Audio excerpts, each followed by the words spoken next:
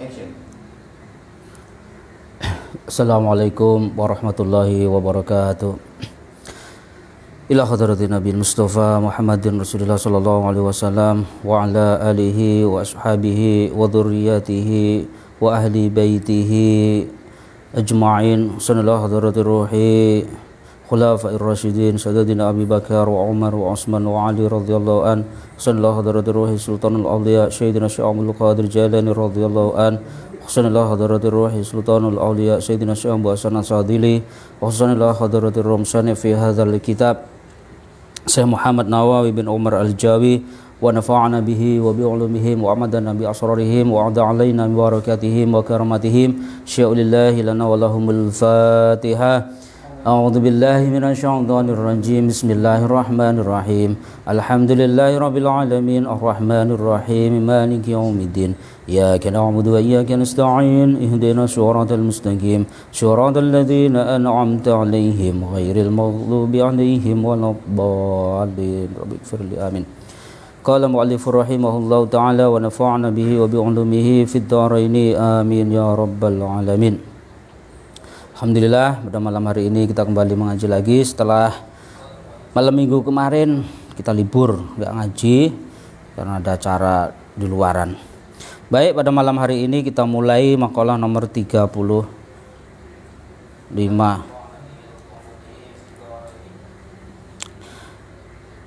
Wal maqalatu utawi maqalah al-hamisata wal asyruna kang nomor 5 wal asyruna lan 30.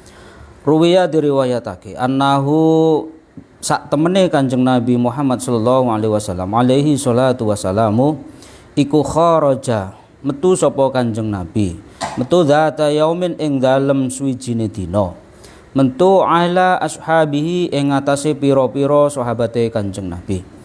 Faqala moko ngendika sinten Kanjeng Nabi, kaifa hale kaya apa asbahtum iku asbahtum esuk-esukan sapa sira kabeh.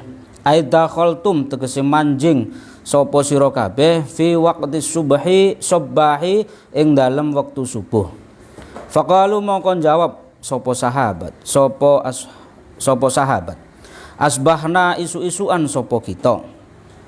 Asirona tegese melaku sapa kita fi subahi ing dalem wektu subuh melaku iku mukminina hale wong kang iman billahi kelawan Gusti Allah jalla wa ala maha luhur lan maha agung sapa Allah.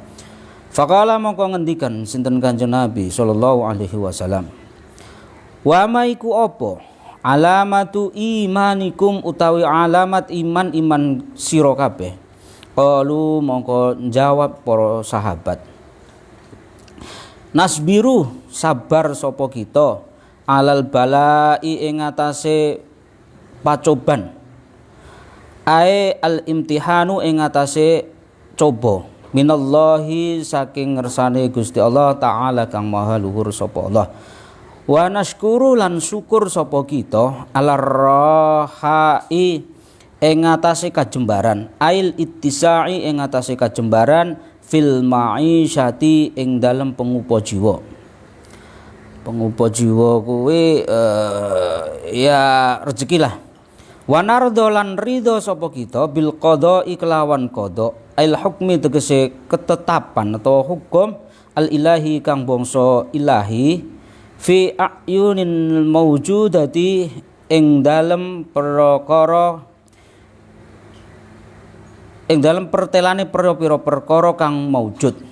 Alama ing atase barang hiya yoma iku alaihi tetep ing atase ma minal ahwali rupane sangka tingkah laku fil azali ing dalem zaman azali ilal abadi tumeka maring kelanggengan.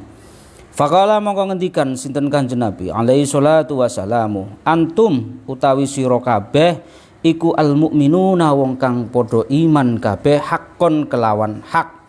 Ai imanan tegese wong kang imanan tegese iman mutabikon kang nyocoki lil waqi maring kenyataane utawa perkara kang tumiba. Wa rabbil ka'bati demi pangerane kang wasani Ka'bah. Al wawu utawi wawu lil qasimi iku wawu qasam, iku sumpah. Wallahi Tallahi bilahi itu termasuk sumpah. Qala dawuh sapa ba'dul arifina sebagiane para arifin, as-sabru utawi sabar iku talatu maqamatin ana telung kedudukan utawa telung pangkat. Sing nomor 1 tarkus syakwa iku tarkus syakwa ninggal wadul-wadul. Wahia utawi syakwa iku darajatut tabiina derajate para tabiin. Waridho lan ridho bil maqduri kelawan perkara kang ditakdirake. Wahia utawi ridho iku darajatuz zahidina derajate wong kang padha zuhud. Wal mahabbatu lan mahabbah cinta lil ibtilai maring pacoban. Wahia utawi mahabbah iku darajatus siddiqina derajate wong kang sidik. Fa fil hadisi mongko iku tetep ing dalam hadis ubud nyembah sira Allah ing Gusti Allah ala ridho ing atase ridho. Fa ilam tastati mongko nalikane ora kuat sapa sira fa fis sabri mongko iku tetep ing dalam sabar alama ing atase perkara takrahu kang sengit sapa sira iku khairun kebagusan kasirun kang akeh. Jadi penjelasannya begini. Sebenarnya enak pakai bahasa Indonesia sebenarnya ya. Bahasa Indonesia. Enggak gini. Ada beberapa teman di Jawa sana itu kepengen kalau ngaji kitab kuning itu dimurotin satu-satu. Baru nanti kalau menjelaskan pakai bahasa Indonesia gitu. Oh, gitu. Ya, jadi sama. Sing penting jenengan kerso. Sebenarnya sama aja. Sama malah lebih seneng dimurotin satu-satu begini kayak ngaji ala-ala pesantren dulu. Oh, siap. Gitu kan. Kan memori dulu waktu masih sekolah, makanya saya pakai baju seragam sekolah aliyah masih dipakai sampai sekarang masih muat gitu. Jadi suatu hari Rasulullah itu bertanya kepada para sahabatnya. Dalam sebuah hadis diriwayatkan bahwa pada suatu hari Rasulullah itu keluar di waktu subuh lalu bertanya kepada sahabatnya, "Kaifa asbahtum?" Bagaimana kabarmu subuh ini, pagi-pagi ini gitu. Kalau kita dijawabkan alhamdulillah sehat gitu kan. Alhamdulillah sehat. Tanya, "Gimana kabarmu Bang Musa?" "Alhamdulillah sehat." "Keluarga?" "Sehat." "Alhamdulillah." "Semuanya sehat?" "Ya, sehat kecuali satu." "Apa yang gak sehat?" "Dompet." Biasanya dompet yang gak sehat ini. Ya kan? Dompet gak sehat. Kalau sahabat ditanya Rasulullah, "Gimana subuhmu ini?" "Alhamdulillah ya Rasul. Asbahna mu'minina billah." "Alhamdulillah ya Rasul, kami subuh ini masih dalam keadaan beriman." Oh, baik itu. Makanya kadang-kadang ini gimana ya? Jarang orang-orang bertanya. Ya sebenarnya kan pertanyaannya Rasulullah ini sederhana, bukan bertanya kamu masih beriman apa enggak gitu kan. Enggak pernah bertanya begitu. Kan cuma ditanya, "Gimana kabar subuhmu?" Tapi sahabat tahu apa yang dimaui oleh Rasulullah. Nah, ini sebenarnya kan begitu. Jadi antara sahabat yang satu dengan sahabat yang lain itu sebenarnya saling memahami, saling mengerti. Jadi ada apa itu? Kalau bahasa Jawanya chemistry ya. Chemistry apa chemistry itu? Nah, ada keterikatan. Jadi satu sama lain saling memahami. Apa itu? Chemistry ya? Apa itu namanya? Bahasa Jawa chemistry. Iya, bahasa Jawa. Iya.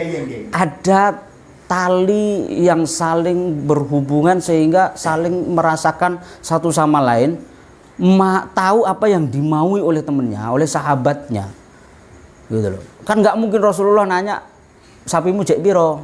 Kan nggak mungkin nanya begitu. Lagian kita orang biasa juga nggak nanya begitu. Kalau kita ketemu sama temen misalkan kan, kita ketemu nih sama temen lama nggak ketemu, pasti yang ditanya kalau dulu waktu berpisah masih sama-sama jomblo. Ya kan pasti ditanya, "Udah menikah apa belum?"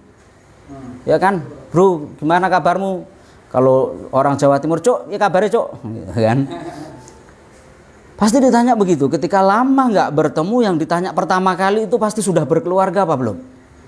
Nah ketika berpisah, gak ketemu lama, dia sudah dalam kondisi menikah tapi belum punya anak, yang ditanya pasti sudah berapa anakmu sekarang, ya kan? Gak mungkin ditanya sekarang rumahmu udah berapa, sekarang mobilnya udah berapa, kan gak mungkin. Yang ditanya pasti itu. Kalau saya enggak, yang tanya sekarang binikmu udah berapa gitu kan. Ya kan, udah nambah bini belum? Gitu loh. Jadi orang yang ditanyakan pasti tentang keluarga, bukan tentang harta. Kalau ada temen kok nanyain harta itu paling ya ada modusnya mengutang kali ya. Ya. Hah? Iya, mau kayak gitu. Kalau orang Jawa itu kalau mau pinjem uang aja buletnya setengah mati. Sama kayak saya tuh begitu. Kalau mau pinjem duit sama orang itu bulet, melipir dulu, baru akhirnya ujung-ujungnya aku merene arep nyelah hutang, apa nyelah duit gitu. Ujung-ujungnya tuh orang Jawa begitu. Bulet gitu ya kan. Jadi ini arti sebuah sahabat. Jadi sahabat itu mengerti apa yang dimaui oleh temennya, dia tahu. Makanya kan kayak al muslim akhul muslim. Jadi orang muslim itu bersaudara dengan muslim. Kal jasadil wahid, seperti jasad yang satu. Ketika yang satu merasa sakit, yang satu juga merasakan sakit. Nah, sama seperti ini. Sahabat tahu apa yang ditanyakan oleh Rasulullah ini pasti masalah itu gitu loh. Maka dijawab para sahabat, faqalu asbahna mu'minina billah. Lalu Rasulullah bertanya lagi, faqala wa ma alamatu imanikum. Ditanya, "Allah tenan gua kalau kalian ngomong beriman, apa alamat tanda-tanda keimanan kalian?" Ya sama, Allah menikah yang benar kalau sudah menikah. Mana fotonya pernikahan? Ya enggak mungkin ditanya buku nikah kan? Pasti yang ditanya foto pernikahan. Mana sih foto pernikahanmu kalau kamu nikah? Istrimu siapa, orang mana? Kalau ditanya, kalau jawabnya pertama itu bohong, seterusnya akan bohong terus. Ya kan? Orang itu kalau ditanya jawaban pertama itu bohong, seterusnya bohong terus. Ya kan? Sudah menikah? Udah. Sama orang mana? Bohong. Ya kan, pertama sudah bohong, padahal belum menikah, ditanya sudah menikah. Pasti ditanya sama orang mana? Ya kan? Anaknya siapa? Sekarang sudah punya anak berapa? Udah berapa lama menikah? Akhirnya kan bohong terus. Nah, maka Rasulullah menanyakan, apa sih tanda-tanda keimanan kalian? Dijawab lagi, qalu nasbiru alal bala. Nah, ini ciri-cirinya orang beriman. Satu, ciri-cirinya orang beriman itu sabar ketika mendapat cobaan, mendapat bala.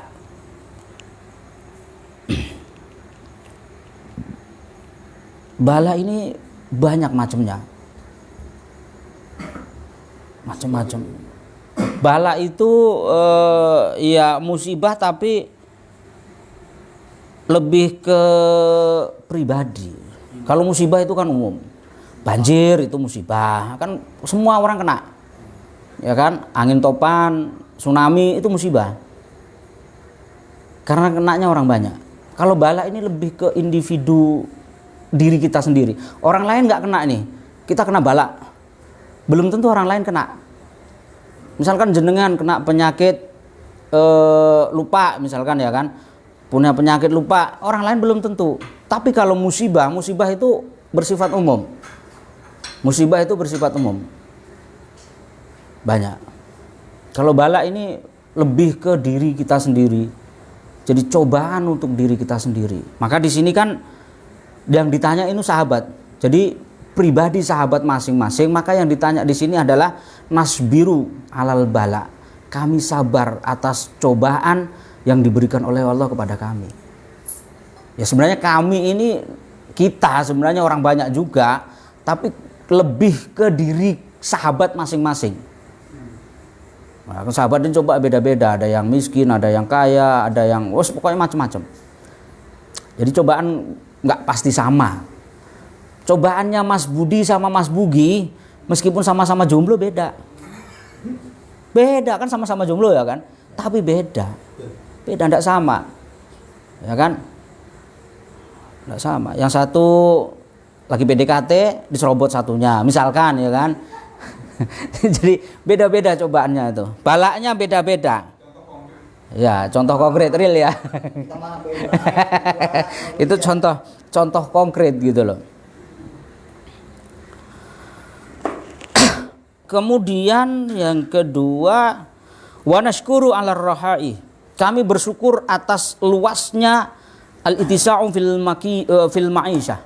Kami bersyukur atas keluasan rezeki. Ma'isyah itu rezeki. Ma'isyah itu kalau bahasa Jawanya pengupo jiwa itu ya untuk kehidupan sehari-hari. Diberi keluasan oleh Allah. Kami bersyukur. Kami bersyukur atas keluasan rezeki yang diberikan oleh Allah. Keluasan penghidupan yang diberikan oleh Allah. Nah, ini bedanya. Penghidupan itu bukan berarti apa ya? Jadi jangan dimaknai bahwa luasnya pengupo jiwa atau luasnya kecukupan kebutuhan sehari-hari ini dengan dimaknai dengan kekayaan, bukan. Maka di sini namanya ma'isyah. Ya, ma'isyah. Jadi artinya begini, keluasan rezeki, keluasan pemberian oleh Allah untuk kehidupan kita selalu ada. Artinya tidak sampai menumpuk, namun juga sampai tidak ada. Itu. Jadi selalu ada. Selalu ada. Kita butuh apa ada. Jadi luas itu kan tidak mesti banyak kan. Misalkan ini kolam ini luas. Bisa jadi ikan isinya cuman beberapa biji. Artinya tapi cukup. Keluasan. Jadi kita selalu ada. Ketika kita menginginkan sesuatu atau butuh sesuatu itu selalu ada. Jadi bukan karena luasnya rezeki itu, luasnya pengupo jiwa itu bukan karena bukan karena kaya enggak. Karena banyak para sahabat ini yang enggak kaya. Banyak sahabat yang enggak kaya. Yang terkenal kaya kan siapa? Sayyidina Utsman, Sayyidina Abdurrahman bin Auf, itu kan yang terkenal kaya. Yang lain kan miskin semua. Tapi ketika ditanya di sini, wa nashkuru 'alar rahai. Kami bersyukur atas keluasan penghidupan yang diberikan oleh Allah kepada kami. Artinya begini, kita usaha ini ya cukup. Ya kan? Kita usaha ini cukup. Dagang kecil-kecilan cukup. Karena rata-rata para sahabat dulu itu berdagang. Gak ada yang jadi PNS kayak sekarang itu, gak ada. Apalagi jadi pegawai bank riba itu gak ada. Jadi dulu gak ada yang pakai batik ya? Batik gak ada. Kaos juga gak ada. Yang pakai kaos itu gak ada. Gimana? Zaman dulu kan belum ada pabriknya ya kan. Masih manual semua kan. Ya kalau ngomongin bid'ah yang gak sesuai dengan Rasulullah itu ya semuanya gak sama. Gak ada yang sama. Mana ada Rasulullah pakai kaos sarkup itu kan nggak ada. Mana ada Rasulullah pakai kaos tulisannya Solo kan nggak ada. Ya kan? Nggak ada. Gitu loh. Jadi yang dimaksud di sini adalah keluasan ma'isyah itu adalah tercukupinya kebutuhan kehidupannya sehari-hari. Bukan berarti menumpuk-numpuk harta, tetapi juga tidak ada ketika besok mau makan nggak ada gitu loh. Itu yang namanya keluasan dalam penghidupan. Ya, ma'isyah itu pengupo jiwa. Jadi penghidupan sehari selalu ada. Gitu loh. Itu ciri-cirinya orang yang beriman. Itu yang nomor 2. Jadi orang beriman itu kan nggak selalu khawatir. Dulu ya ketika orang-orang itu kan ngaku beriman begini tapi masih was-was, masih ragu. Ya kan, besok mau makan apa? Besok bagaimana? Apa ketawa-ketawa? Ada yang ngetawain sponsor ya?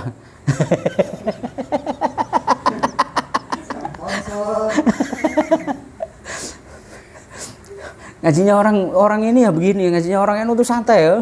Santai, banyak sponsornya, rokok. Ya kan? Ya begitu. Tenang aja. Terus kemudian wanardha bil qada'i, dan ridho dengan qadanya Allah. Qada itu apa? Beda loh ya, qada dengan qadar itu beda. Di sini al hukmi al ilahiyyi fi ayunil mawjudati ala ma hiya alaihi minal akhwal fil azali ilal abadi. Jadi ridho dengan segala ketetapan dan ketentuannya Allah, termasuk dengan takdir dan qadha-nya Allah. Kalau dalam ilmu tauhid, dalam kitab Qatrul Huwais itu ada sebuah keterangan bahwa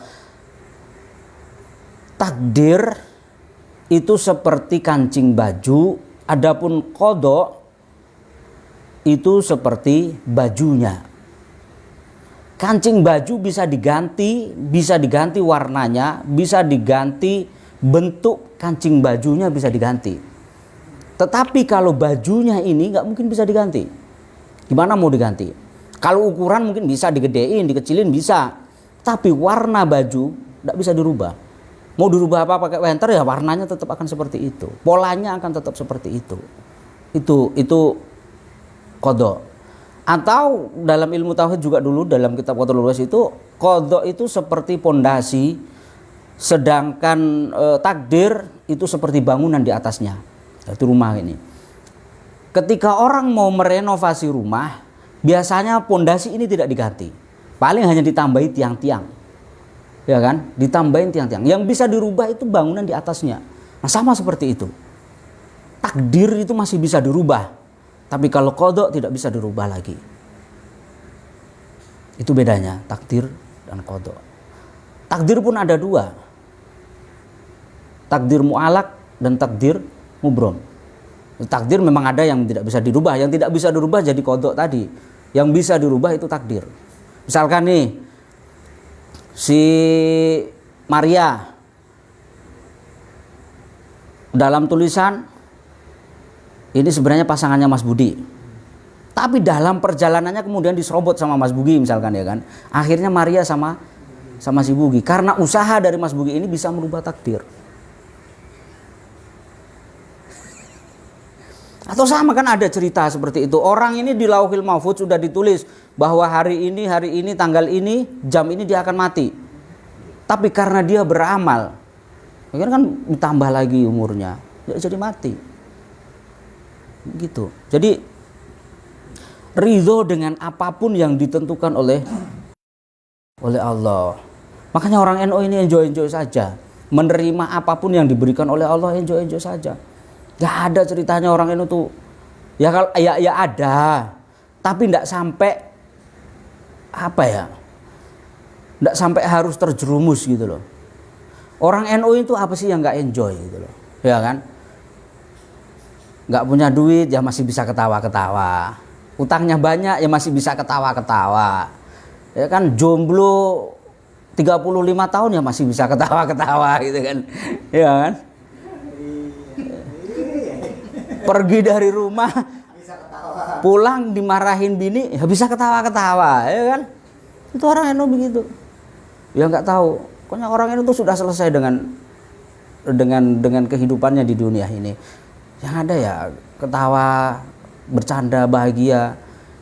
Karena orang-orang beriman itu bahagia. Seharusnya orang yang beriman itu bahagia. Kalau ada orang yang beriman kok tidak bahagia, berarti ada yang salah dengan keimanannya. Jadi ngaku orang beriman nih. Kan kalau orang beriman itu dia punya Tuhan. Yakin dengan keimanannya bahwa Tuhan itu, Allah itu akan menjamin orang beriman itu di dalam surganya. Kan selesai harusnya, ya kan? Lalu kenapa tidak bahagia? Orang beriman juga diajari bahwa di dunia ini hanya sementara. Ya kan? Orang-orang hidup ini abadi apa sementara? Kan cuma sementara. Ada darul akhirah yang lebih abadi lagi. Nah, di sini kan dibahas nih tadi fil azali wal abadi. Jadi ketika kita tahu bahwa di dunia ini hanya sementara, maka ketika kita takdirnya menjadi orang miskin, belangsa, nggak punya apa-apa, berapa tahun? Berapa tahun? Paling lama 60 tahun. Ada orang mengeluh begini, saya kok miskin terus pengen jadi orang kaya. Saya nggak nyeritain diri saya sendiri ya, karena saya sampai sekarang juga masih miskin masalahnya. Saya nggak nyeritain. Ada orang bertanya kepada gurunya, "Yai, gimana sih biar saya ini cepat jadi orang kaya?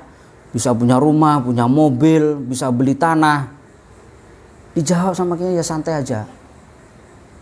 Kamu jadi orang miskin udah berapa lama?" "Udah lama banget, Kiai. Ada bangsa 30-40 tahun saya jadi orang miskin." "Ya udah, berarti kamu sudah pengalaman jadi orang miskin." Lah orang udah pengalaman kok masih galau, itu kan lucu ya kan? Ya kan? Lucu. Orang udah pengalaman, kalau orang udah pengalaman itu kan biasa aja, nyantai. Orang udah pengalaman menghadapi masalah itu kan pasti santai kan? Jenengan ini udah Mas Budi misalkan, udah pengalaman nanganin pasien-pasien yang model begini, yang ribet begini, santai nggak? Santai, karena sudah berpengalaman. Biasanya yang tidak pengalaman itu karena baru. Ada apa namanya, kalau bahasa Jawanya nervous. Ya kan? Bahasa Jawanya nervous gitu. Ada kayak grogi karena belum pengalaman. Tapi kalau sudah berpengalaman kan nggak mungkin grogi. Lah ini sudah pengalaman miskin 40 tahun masih grogi. Ya kan, sama kayak jomblo udah pengalaman 35 tahun jadi jomblo masih grogi. Ya kan, kayak baru kemarin jadi jomblo gitu loh. Itu. Jadi hidup ini cuma sementara, jadi dihadapi dengan kebahagiaan. Apalagi kita orang beriman, maka orang beriman itu harus bahagia.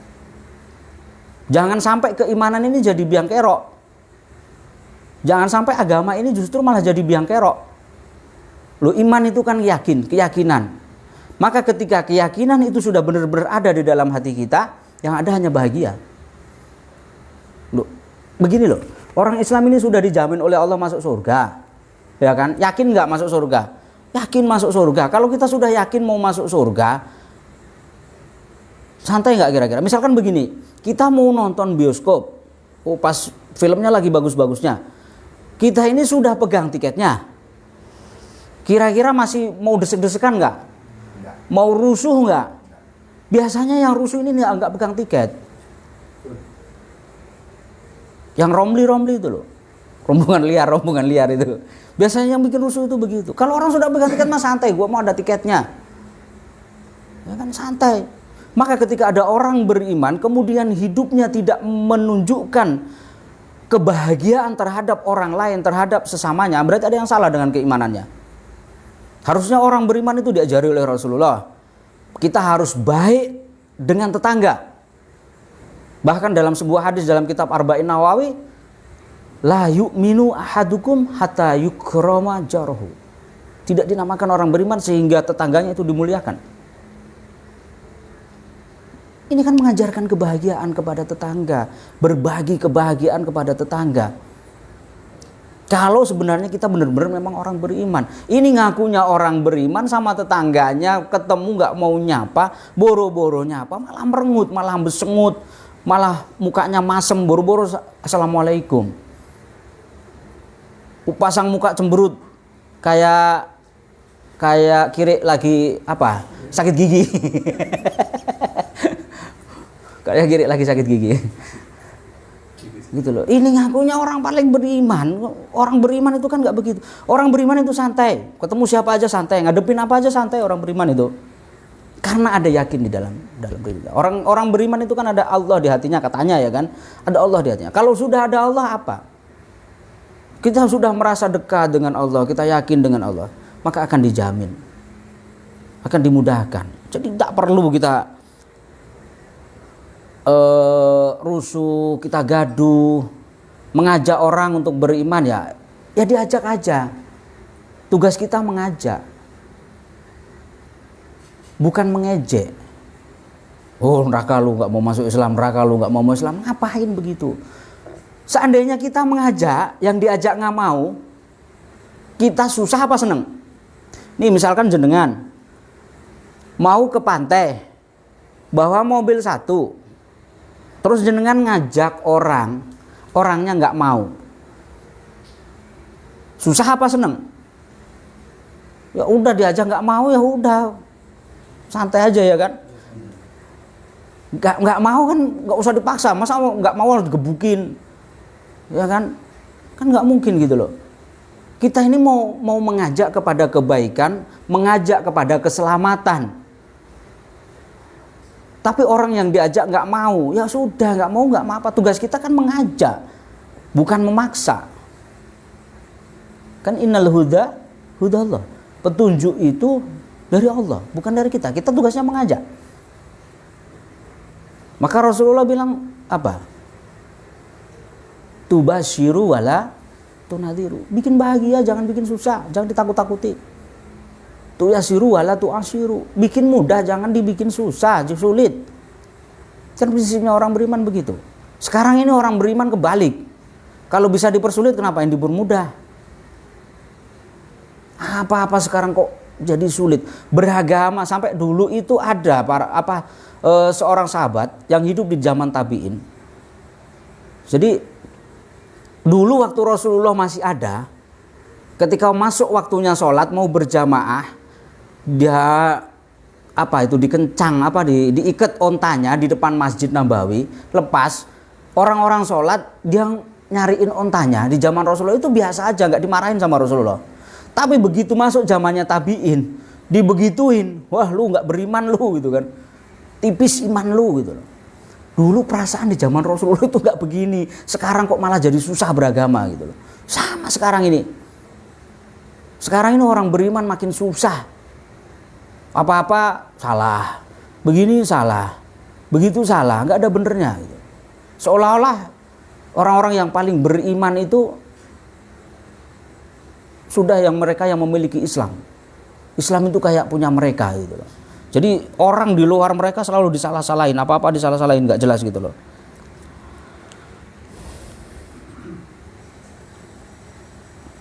Ini bawahnya panjang banget ini. Jam berapa sekarang? Masih jam 7 ya. Aku pengen rokok sebenarnya. Mau break dulu. Enggak. Ini apa? Jahenya sudah deh. Bentar ya. Jadi itu tadi tanda-tandanya atau alamatnya orang-orang beriman. Sabar, syukur, ridho. Sabar, syukur, ridho. Maka ketika orang-orang beriman ini tidak bisa melakukan 3 hal ini, diancam sama Allah. Dalam sebuah hadis qudsi, malam yardo biqadai walam yasbir ala balai walam yashkur ala na'mai falyakhruj min bainil ardi wasamai falyadlub ruban siwaya. Barang siapa yang tidak ridho dengan qadokku, kata Allah, dan tidak mau sabar atas balaku, tidak mau syukur akan nikmatku, silahkan keluar dari bumiku. Diusir mertua, masih bisa pulang ke rumah bapak ibu, ya kan? Diusir bapak, diusir emak, masih bisa pulang ke tempat mbah. Kalau enggak tidur di masjid, ya kan? Bisa ke tempat bule, bisa ke tempat Pak D, ya kan? Diusir bini, cari bini lagi. Ya kan? Ya kan, diusir bini cari bini lagi. Begitu loh maksudnya. Itu maksudnya kalau ya, seperti itu. Kita diusir siapapun, kita diusir dari Indonesia masih bisa pulang. Pulang ke mana aja, masih bisa nyari tempat lain lah. Kita diusir dari Pulau Jawa masih bisa ke Kalimantan, masih bisa ke Sumatera. Kita diusir dari Indonesia, kita masih bisa ke Arab, masih bisa ke Singapura, masih bisa ke Brunei. Tapi kalau ini yang ngusir Allah, disuruh minggat dari buminya, kita mau minggat kemana? Itu pertanyaannya. Ini kan luar biasa sekali. Sampai Allah, karena begitu pentingnya sabar, ridho, syukur, karena pentingnya 3 elemen ini, sampai Allah sendiri ngancam seperti itu gitu loh. Sama kan, misalkan gini, bapak ibu kita itu punya peraturan di rumah, jam sekian lu harus belajar, besok harus bangun jam sekian, kalau enggak lu gua usir dari rumah. Kan cuman mudah sebenarnya kan, asal kita mau nurut, patuh, enak kita. Seorang anak ketika nurut sama bapaknya, sama ibunya, sama orang tuanya pasti enak. Gak ada orang anak kok nurut sama orang tuanya dibikin gak enak, itu kan gak mungkin. Walaupun kadang-kadang anak yang paling bandel itu malah disayang sama orang tua. Kadang ada kan seperti itu, anaknya paling bandel malah disayang. Ada model begitu. Anaknya paling bandel malah disayang. Ada juga santri, kiai punya santri, santrinya bandel sekali, justru malah disayang sama kiainya. Itu ada juga seperti itu. Maka kita tidak boleh, ya hal-hal yang di luar logika seperti itu sebenarnya juga nggak boleh kita abaikan. Ada juga hambanya Allah yang bandel disayang sama Allah. Ada yang seperti itu. Bahkan kan Rasulullah sendiri juga mencontohkan. Nuaiman bandelnya minta ampun tapi juga disayang sama Rasulullah gitu loh. Jadi kita tidak bisa kemudian mengecilkan orang-orang yang bandel itu juga nggak bisa. Meskipun itu bukan sebuah patokan gitu loh. Jadi ketika tiga elemen ini sungguh sangat penting dalam keimanan kita. Ridho, sabar, dan syukur. Ini tiga elemen yang sangat penting yang harus dimiliki oleh orang-orang beriman. Ngaku orang beriman tapi tidak pernah ridho dengan ketetapan Allah, tidak pernah mau. Ini gara-gara pintunya nggak ditutup. Ngaku orang beriman tapi tidak ridho dengan ketetapan Allah. Ngaku orang beriman tapi tidak pernah mau bersyukur dengan nikmat-nikmatnya Allah. Ngaku orang beriman tapi tidak bersabar atas ujian yang diberikan oleh Allah, maka keimanannya dipertanyakan. Ya kan? Alhamdulillah. Jadi tiga elemen ini sungguh sangat luar biasa ketika kita mengaku sebagai orang yang beriman. Maka jangan ngaku-ngaku orang beriman kalau belum bisa sabar, belum bisa syukur, belum bisa ridho. Jadi pengakuan kita sebagai orang beriman itu hanya sekedar pengakuan klaim diri kita sendiri. Oh, saya orang beriman. Sabar enggak? Enggak. Syukur enggak? Enggak. Ridhoan enggak? Enggak. Sama aja kan bohong. Karena itu adalah tanda-tandanya orang beriman. Maka sampai begitu hebatnya orang yang enggak bisa marah. La taghdab walakal jannah. Jangan marah, maka surga bagimu. Begitu pentingnya sabar. Kita tidak boleh marah-marah, surga.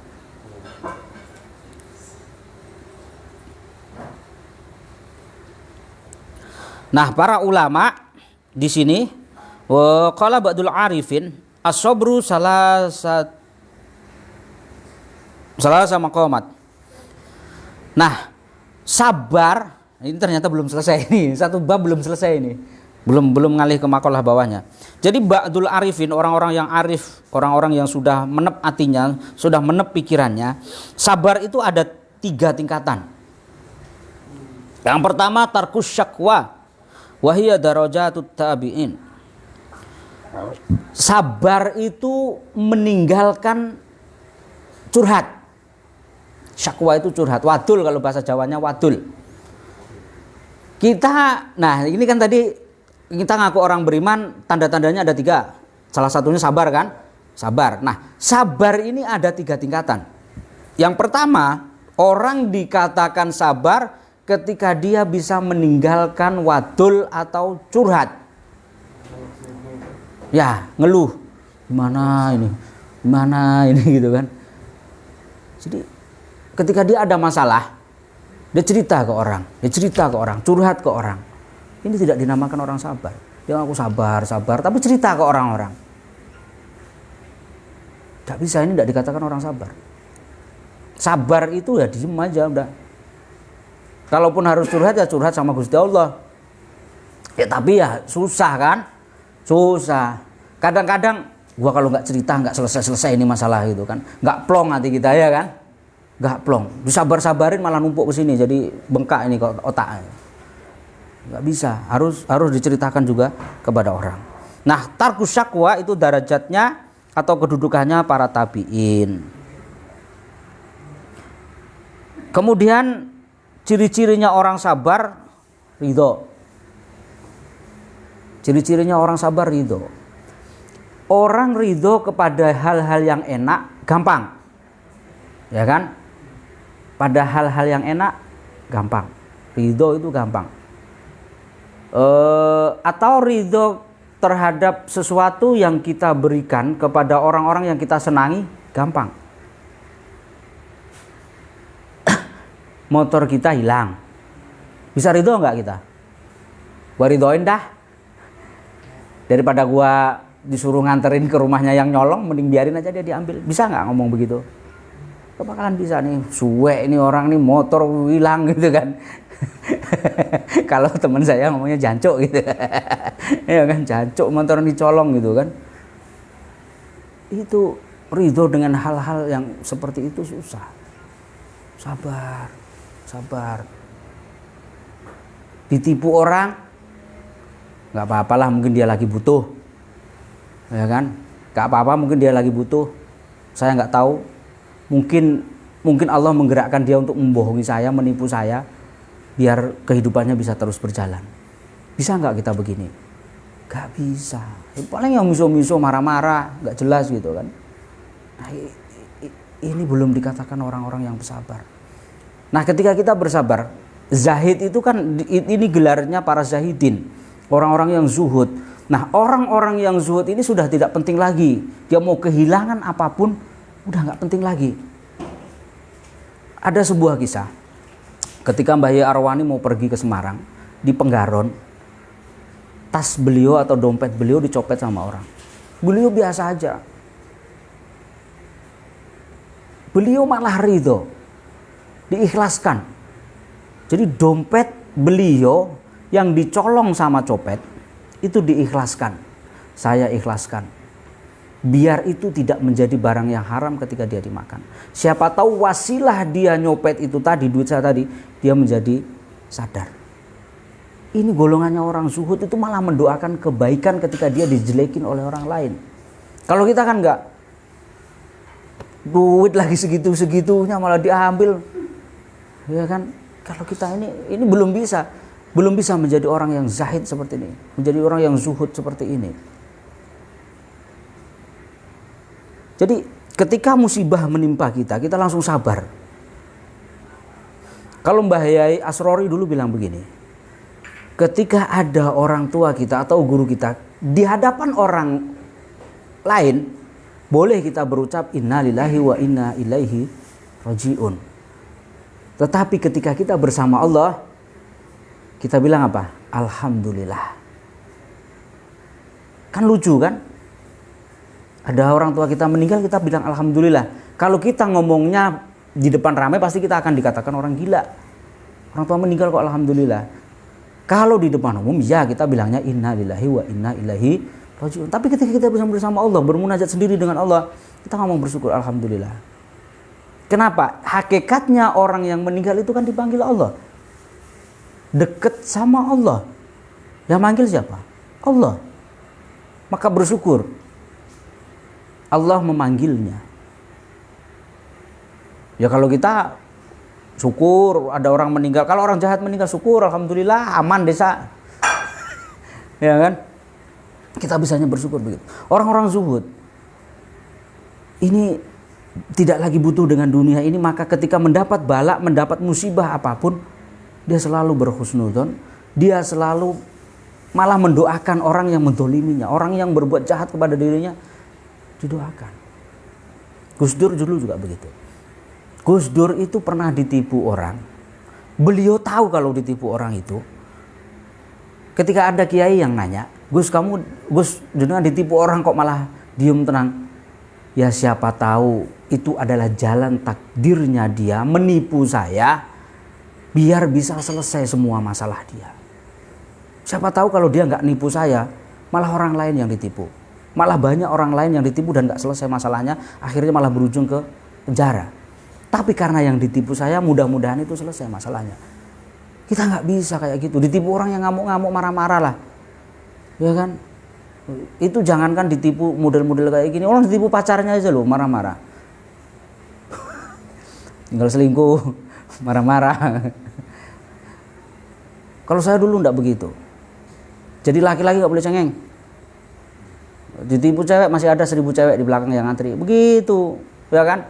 Muka boleh jelek, ya kan? Tapi kita harus percaya diri. Ini yang digasak dari tadi jomblo mulu ya.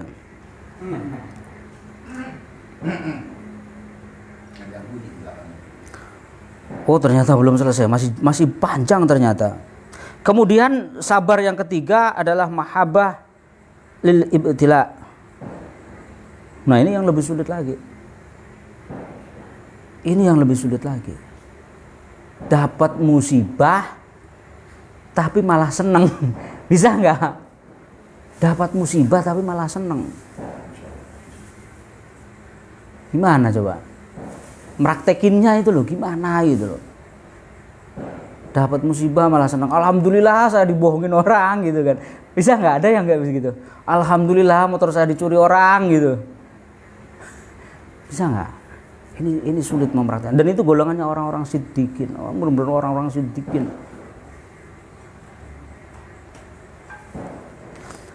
Dalam sebuah hadis juga ada penjelasan ubudullah ala ridha fa ilam tastati fa fis sabri ala ma takrahu khairun kasirun. Dalam sebuah hadis juga ada penjelasan bahwa kita disuruh beribadah kepada Allah ala ridha. Susah nggak? Saya tanya, ketika kita sholat subuh, kita dalam kondisi ridho atau ngedumel? Males atau semangat? Udahlah nggak sholat subuh, yang sholat lain lah. Kita mau duhur itu ridho.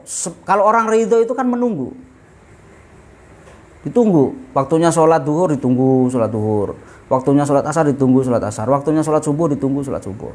Kalau kita ini kan kasel, aras-arasan, males-malesan gitu. Kita. Padahal di sini Rasulullah berkata, ubudullah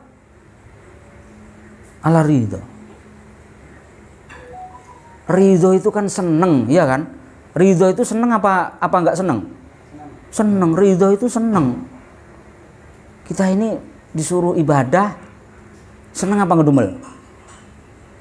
Banyakan ngedumel. Ya udah mau puasa Ramadan lagi, ya kan? Udah mau puasa Ramadan, ya udah masuk asar, ya udah masuk maghrib, ya udah isya. Waktunya enak-enak lagi subuh, ya subuh. Ya kan? Gak enak. Kita ini posisinya orang beriman, ngaku beriman, tapi ibadahnya bukan karena ridho, tapi masih terpaksa. Atau bahasa kasarnya, kita beribadah ini hanya sekedar menggugurkan kewajiban. Sholat kita itu ala ridho atau hanya ala menggugurkan kewajiban. Kita duhur itu ya sholat duhur ya sekedar sholat duhur supaya kewajiban kita yang diperintahkan oleh Allah untuk sholat duhur gugur. Jadi nggak ada ancaman-ancaman lagi, kan begitu kan? Kalau ditanya kamu sudah duhur, dah ala ridho atau tidak kan nggak dipikir sama kita. Yang penting ibadah ini terlaksanakan meskipun hanya dengan terpaksa, bukan karena ridho. Ya ini memang kelas-kelasnya orang yang sudah orang-orang yang luar biasa. Atau kalau kita tidak kuat, ya fafi sobri, sabar. Sabar ketika kita disuruh ibadah apapun, sabar.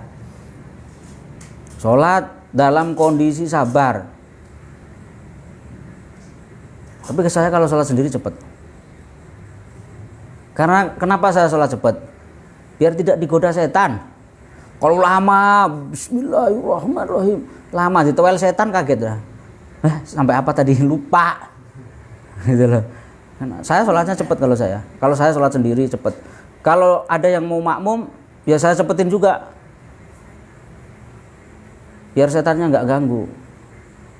Jadi setan itu nggak bisa goda kalau kita sholatnya cepat. Kalau kelasnya orang-orang alim, ya gimana setan mau goda yang nggak bisa. Orang-orang udah alim, dia selalu ingat dalam sholatnya. Maka dalam Al-Quran kita ini termasuk kenapa saya sholat cepat? Kenapa saya sholatnya cepat? Karena di sholat di dalam ada kan dalam Al-Quran itu alam tarkif itu loh yang orang sholat celaka itu apa? Dalam surat apa itu? Musallin alladzina hum an sholatihim sahun. Orang yang lalai dalam sholatnya kan celaka kan. Fawailul lil musallin alladzina hum an sholatihim sahun. Celaka bagi orang-orang yang sholat yang dia dalam sholatnya lupa. Karena kita ini orang awam, kita ini orang bodoh, maka nggak usah lama-lama, nggak usah sok khusyuk sholatnya. Biar kita nggak lupa dalam sholat kita. Buayanya Bismillahirrahmanirrahim. Lupa rokaatnya. Pernah nggak? Udah dapat berapa rokaat ya? Sering nggak begitu? Saya juga kadang pernah. Ini tadi dapat 2 rokaat apa 3 rokaat ya? Biasanya yang sering begitu itu sholat duhur, asar, isya. Ya kan? Tadi udah dapat 2 rokaat apa 1 rokaat ya? Udah tahiyat belum ya? Ini kan termasuk fawailul lil musallin alladzina hum an sholatihim sahun. Lupa orang yang lalai dalam sholatnya. Kita sholat udah nggak bener, nggak diterima, gugur kewajiban, tapi sholatnya nggak diterima. Percuma. Kalau nggak diterima gimana? Kan percuma. Gitu loh. Ya orang-orang awam ini memang sholatnya nggak usah lama-lama lah, nggak usah digusuk-gusukin, nggak usah dipase-pasein, yang penting selesai udah. Karena kelasnya orang awam dianggap dia sholatnya bagus itu ketika takbiratul ihram dia ingat kalau dia sholat, itu sudah bagus. Jadi ketika Allahu Akbar, sholat apa tadi? Sholat asar misalkan, ingat ketika itu dia sholat asar, itu sudah dianggap bagus bagi kelasnya orang awam. Kalau kerasnya orang alim ya memang dia sepanjang sholat kan ingat sholat terus. Kalau kita ini kan enggak. Kita gaya sholat sok lama-lamain, sok digusuk-gusukin. Iya ya, besok anak bayar SPP. Kan lupa. Iya ya, susu anak habis. Iya ya. Tadi mau ngapain ya? Besok acaranya kemana? Kan lupa semua gitu kan. Lalai semua. Maka orang-orang bodoh seperti kita ini, orang-orang awam seperti kita ini, sholat cepet aja nggak jadi masalah. Nggak usah sok khusyuk-khusyukan lah, lama-lamaan nggak usah. Jadi yang penting ketika niat takbiratul ihram kita ingat akan sholat kita, diterima sholat kita. Kelasnya orang awam, kan ada tingkat-tingkatannya. Kalau kita nih kelasnya orang awam mau niru orang alim kan nggak kuat kita. Level kita ini masih level PAUD, masih level anak-anak. Kan anak-anak itu dianggap benar ketika dia melakukan satu kebenaran awal gitu.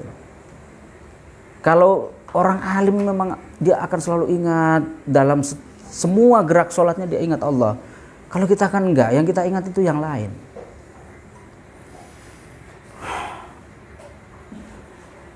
Jadi fafis sobri alama takrahu itu khairun kasirun. Ketika kita sabar atas sesuatu yang tidak kita senangi, itu kebaikan yang banyak. Kita nggak seneng nih, tapi kita bersabar. Maka begini, ketika saya itu tidak senang dengan seseorang atau tidak menyukai gaya seseorang, saya cenderung memilih diam. Nggak mau mengomentari, nggak mau menasihati, udah biarin aja. Saya lihat aja apa maunya. Ketika saya nggak suka sama orang, saya diam. Lalu kemudian saya memagari diri saya sendiri agar tidak kemudian menceritakan ketidaksenangan saya kepada si A ini kepada orang lain. Udah itu kebiasaannya begini, enggak usah diceritain kayak gitu. Biarin aja, ntar orang tahu sendiri. Saya memilih diam. Ketika ada orang yang tidak saya senangi, saya memilih untuk diam. Jadi kita disuruh sabar terhadap sesuatu yang tidak kita sukai. Ada orang ngeselin ya. Sabar aja. Sini yang paling ngeselin siapa? Sabar aja ya. Alhamdulillah ya, meskipun cuma satu makalah, mudah-mudahan apa yang kita baca pada malam hari ini mendapat keberkahan, menambah keilmuan kita, menambah wawasan kita. Semoga apa yang kita ngajiin pada malam hari ini membawa tambahan ilmu bagi kita semua yang ada pada malam hari ini. Kurang lebihnya mohon maaf. Wallahul muwaffiq ila aqwamit thoriq. Assalamualaikum warahmatullahi wabarakatuh.